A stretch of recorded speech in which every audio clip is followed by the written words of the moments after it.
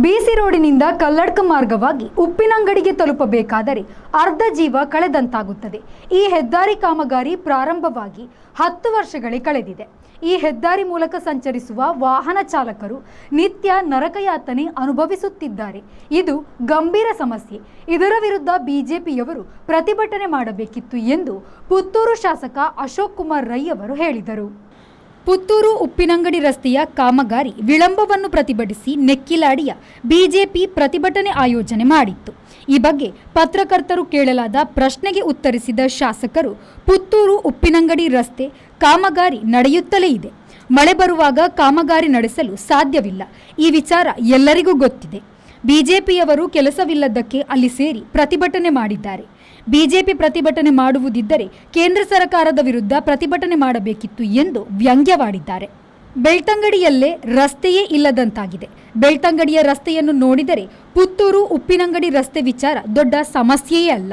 ಬೆಳ್ತಂಗಡಿಯಲ್ಲಿ ಕಳೆದ 7 ವರ್ಷಗಳಿಂದ ರಸ್ತೆ ಅಭಿವೃದ್ಧಿಯೇ ಆಗಿಲ್ಲ.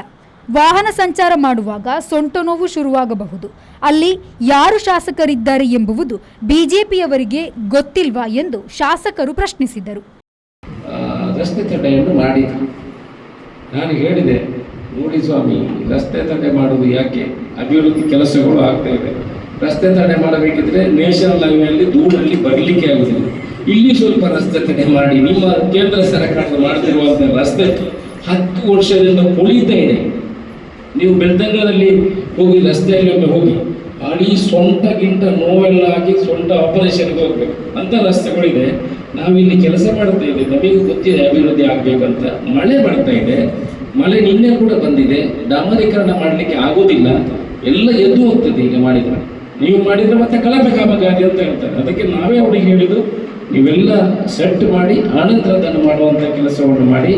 ಈಗ ಸ್ವಲ್ಪ ಸಮಯ ಕೊಡಿ. ಸರಿ ಬಿಸಿಲು ಬಂದ ಕೂಡಲೇ ಪೂರ್ತಿ ಪುತ್ತೂರು ಉಪ್ಪಿನಂಗಡಿಗೆ ರಾಜ ಮರ್ಯಾದೆಯಲ್ಲಿ ಹೋಗುವಂಥ 2 ಕಡೆನೂ ಗಿಡ ನೆಟ್ಟು, ಮಧ್ಯದಲ್ಲಿ ಹೂವಿನ ಗಿಡ ನೆಟ್ಟು, ಲೈಟಿಂಗ್ ಹಾಕಿ ನಿಮಗೆ ಕೊಡ್ತೇವೆ.